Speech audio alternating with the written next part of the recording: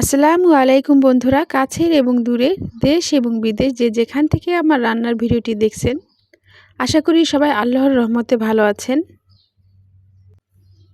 আলহামদুলিল্লাহ, আমিও আল্লাহর রহমতে ভালো আছি। আরেকটি নতুন দিনে নতুন আরেকটি রান্নার ব্লগ ভিডিও নিয়ে চলে আসলাম। তো আজকে আমি গরুর মাংসের কাবাব বা ভাজা আপনাদের সাথে শেয়ার করব। তো ভিডিওটি আপনারা দেখতে থাকুন, আমি কিভাবে ঝটপট গরুর মাংসের কাবাব তৈরি করি। তো এখানে আমি পরিমাণ মতো গরুর মাংস নিয়েছি, আর গরুর মাংসগুলো সব সলিড, এখানে কোনো হাড্ডি নেই। তো এখন মাংসগুলো আমি ছোট ছোট টুকরা করে কেটে নিব। তো গরুর মাংসগুলো ছোট করে টুকরা করে কেটে ভালো করে পানিতে ধুয়ে নিয়েছি। এখন মাংসগুলো মেরিনেট করার জন্য প্রথমেই পরিমাণ মতো লাল মরিচের গুঁড়া দিয়ে দিলাম। এখন স্বাদ মতো লবণ, পরিমাণ মতো সয়া সস, সরি বন্ধুরা, আমি ব্যাক ক্যামেরায় ধনিয়ার গুঁড়া দিয়ে দিয়েছিলাম। এখন পরিমাণ মতো আদা রসুন বাটা দিয়ে দিলাম। এখন মাংসের মধ্যে লেবুর রস দিয়ে দিব। এখানে আমি পুরো একটা লেবুর রস দিব। আপনারা চাইলে সাদা সিরকাও দিতে পারেন। আমার কাছে সিরকা ছিল না বলে আমি লেবুর রস দিচ্ছি। আমার ভিডিও দেখে যদি আপনাদের ভালো লেগে থাকে তাহলে লাইক, কমেন্ট, শেয়ার করে দিবেন, আর অবশ্যই সাবস্ক্রাইব করবেন। তো লেবুর রস দেওয়া হয়ে গেছে, এখন আমি মাংসগুলো একটু মেখে নিচ্ছি। মাংসগুলো মেখে আমি আবারও পরিমাণ মতো শুধু রসুন বাটা দিয়ে দিলাম। এখন গরুর মাংসগুলো একটি চামচের সাহায্যে ভালোভাবে মেখে নিচ্ছি। তো গরুর মাংসগুলো ভালোভাবে মেখে নিয়েছি। এখন একটি বক্সে গরুর মাংসগুলো রেখে আমি নর্মাল ফ্রিজে রেখে দিব।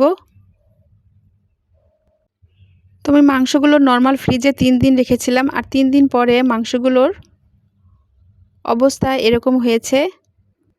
দেখুন মাংস থেকে কতটা পানি বের হয়েছে, আর এই পানিটা দিয়েই কিন্তু আমি মাংসটা রান্না করব। যারা আমার চ্যানেলটাকে সাবস্ক্রাইব করে আমার পাশে আছেন তাদেরকে অসংখ্য অসংখ্য ধন্যবাদ। তো এখন মূল রান্নায় চলে যাব। তো চুলায় কড়াই বসিয়ে পরিমাণ মতো সাদা তেল দিয়ে দিয়েছি। এখন মেখে রাখা মাংস তেলের মধ্যে দিয়ে নেড়েচেড়ে দিব। গরুর মাংসগুলো 3 দিন মেখে নর্মাল ফ্রিজে রেখে দিয়েছিলাম বলে মাংসগুলো তাড়াতাড়ি সিদ্ধ হয়ে যাবে, আর পানিও লাগবে না।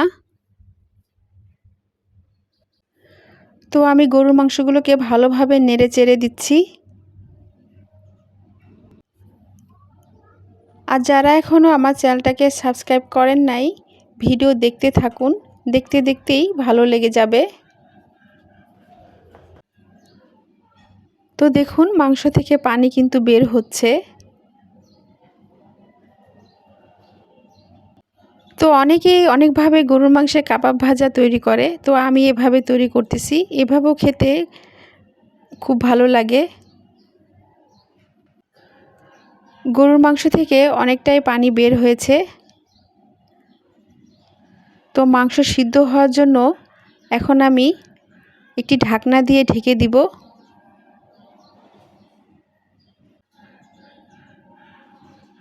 তো ঢাকনা দিয়ে ঢেকে দিয়েছি, আর আমি কিন্তু চুলা মিডিয়াম লো হিটে রেখেছি।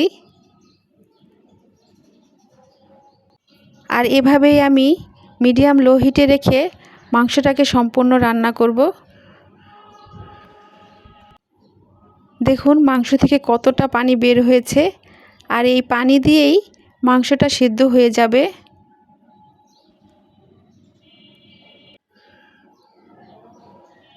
তো আমি আবারও নেড়েচেড়ে দিচ্ছি।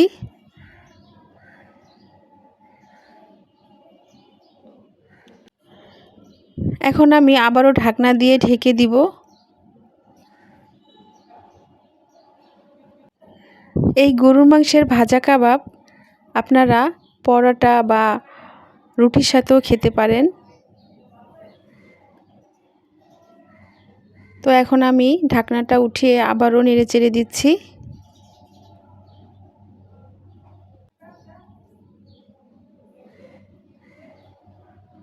পানি অনেকটাই কমে গেছে।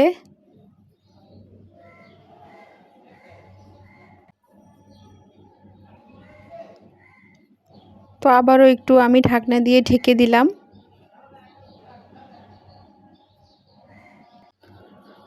তো দেখুন গরুর মাংসের পানিটা কিন্তু প্রায় কমে গেছে।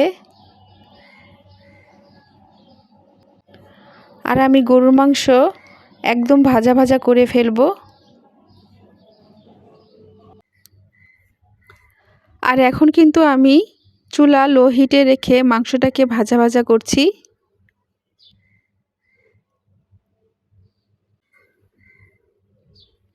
তো ভালোভাবে নেড়েচেড়ে মাংসটাকে ভেজে নিচ্ছি।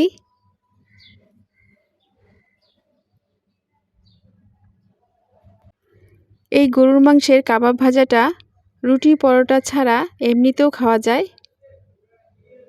আর এই গরুর মাংসের কাবাব ভাজাটা আমি রাতে রান্না করছি, এজন্য কালারটা সুন্দর আসে নাই।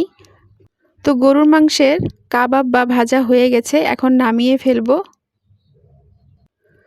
তৈরি হয়ে গেল খুব সহজেই গরুর মাংসের কাবাব বা ভাজা। আর এই গরুর মাংসের কাবাব বা ভাজা রুটি পরোটার সাথে খেতে খুবই মজা, তাছাড়া এমনিতেও খেতে মজা। তো আপনারা এভাবে রান্না করে খেয়ে দেখবেন। নতুন নতুন ভিডিও দেখতে আমার চ্যানেলের সাথে থাকবেন। ভিডিও নিচে বেল আইকনে ক্লিক করবেন যাতে নতুন কোনো ভিডিও ছাড়লে আপনাদের মোবাইল নোটিফিকেশন চলে যায়। সবাই ভালো থাকবেন। আল্লাহ হাফেজ।